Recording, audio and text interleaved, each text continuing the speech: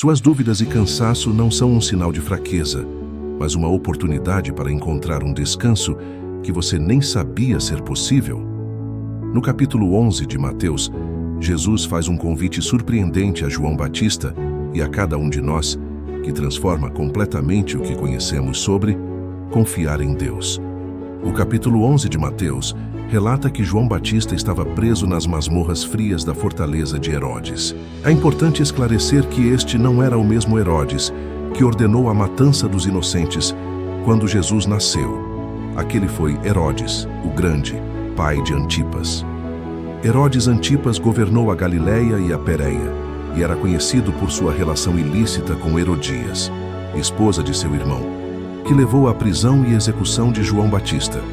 Essa distinção é crucial para compreender a linha do tempo e os eventos do ministério de Jesus. João Batista era acostumado com a vastidão do deserto. Aquela clausura era mais que uma prisão física, era um teste brutal da alma. João havia dedicado sua vida inteira a anunciar a chegada do Messias. Havia batizado Jesus e ouvido a voz do céu, confirmando sua identidade divina. Mas agora, nas sombras de sua cela, as dúvidas começavam a sussurrar. A pergunta que João enviou através de seus discípulos era carregada de vulnerabilidade. És tu aquele que havia de vir, ou esperamos outro? Era a pergunta de alguém cujas expectativas sobre como Deus deveria agir estavam sendo desafiadas pela realidade. Quando os mensageiros chegaram até Jesus, encontraram-no curando os enfermos, devolvendo vista aos cegos, fazendo surdos ouvirem. A resposta de Jesus foi simples e poderosa. Contem a João o que vocês estão vendo e ouvindo. Jesus sabia que os fatos falariam por si mesmos. O reino que ele estava estabelecendo era real, mas curava de dentro para fora, transformava vidas uma pessoa de cada vez. Quando os discípulos de João partiram, Jesus falou sobre seu amigo prisioneiro com ternura reveladora. Ele não diminuiu João por suas dúvidas, não o criticou por questionar. Em vez disso, elevou-o como o maior entre os nascidos de mulher. Era uma lição poderosa. A fé genuína às vezes vem acompanhada de perguntas honestas. A confiança pode coexistir com a confusão. João não foi rejeitado por suas dúvidas, foi honrado por sua sinceridade. Jesus então lamentou as cidades que haviam presenciado seus milagres mais poderosos: Corazim, Betsaída, Cafarnaum, lugares onde o extraordinário havia se tornado rotineiro, mas onde as pessoas tinham visto sem permitir que isso as transformasse.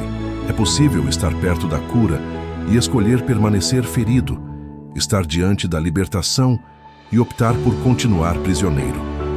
E então veio o momento mais revelador. Jesus, olhando para o céu, proferiu uma oração que mudaria nossa compreensão de como Deus se relaciona conosco. Ele agradeceu ao Pai por revelar as verdades do reino, não aos sábios e entendidos, mas aos pequeninos. A verdadeira sabedoria espiritual não vem através da arrogância intelectual, mas da humildade. As pessoas simples, quebrantadas, eram as que tinham o coração aberto para receber o que Deus oferecia. E então, como clímax de todo o capítulo, veio o convite mais terno já proferido na história humana. Vinde a mim, todos os que estáis cansados e oprimidos, e eu vos aliviarei. A Palestina do primeiro século era uma terra de pessoas exaustas. Camponeses curvados sob impostos romanos, mulheres limitadas pela sociedade, homens trabalhando de sol a sol apenas para sobreviver. Mas o cansaço que Jesus abordava ia além do físico. Era o cansaço da alma, o peso de carregar culpa não perdoada, a exaustão de tentar sempre agradar outros, o fardo de expectativas impossíveis. Para essas pessoas, Jesus ofereceu algo revolucionário: seu jugo.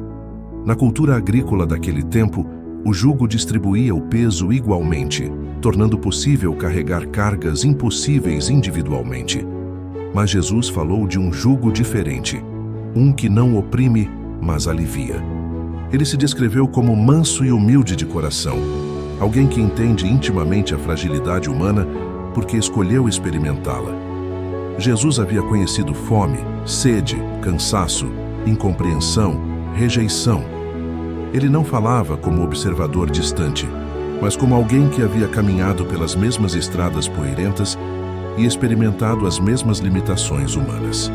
O convite não era para uma vida sem desafios, mas para uma vida onde os desafios são enfrentados em parceria com alguém infinitamente capaz.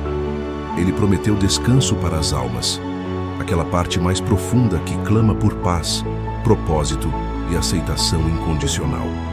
O descanso que Jesus prometia não era inatividade, mas a paz profunda que vem de saber que você não está sozinho em suas lutas.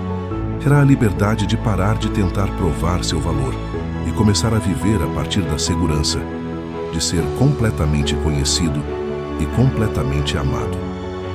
Para cada pessoa hoje que se sente esgotada pelas demandas da vida moderna, pressões do trabalho, expectativas sociais, relacionamentos complicados, incertezas do futuro, o convite permanece o mesmo. Jesus ainda oferece seu jugo suave, sua companhia constante, seu entendimento perfeito de nossas lutas. O descanso que ele oferece não é fuga da realidade, mas uma nova forma de enfrentá-la. É descobrir que existe uma fonte inesgotável de força, amor e paz disponível para aqueles que reconhecem sua necessidade e aceitam o convite. Mateus 11 nos ensina que está tudo bem não ter todas as respostas, como João descobriu. Está tudo bem se sentir sobrecarregado. Está tudo bem admitir que precisamos de ajuda. Na verdade, essa admissão honesta é o primeiro passo para encontrar o descanso verdadeiro que Jesus oferece. Não apenas para nossos corpos cansados, mas para nossas almas sedentas de paz. A lição mais preciosa de hoje: o verdadeiro descanso não está na ausência de problemas, mas na presença que transforma nosso cansaço em paz. Jesus não prometeu uma vida leve, mas um jugo compartilhado, onde Ele carrega o peso conosco. Se esse convite trouxe alívio ao seu coração, deixe seu like e comente descanso para fortalecer nossa comunidade. Não se esqueça de se inscrever e ativar o sininho para não perder os próximos conteúdos que vão renovar sua alma. Um abraço e lembrem-se, vocês não carregam seus fardos sozinhos.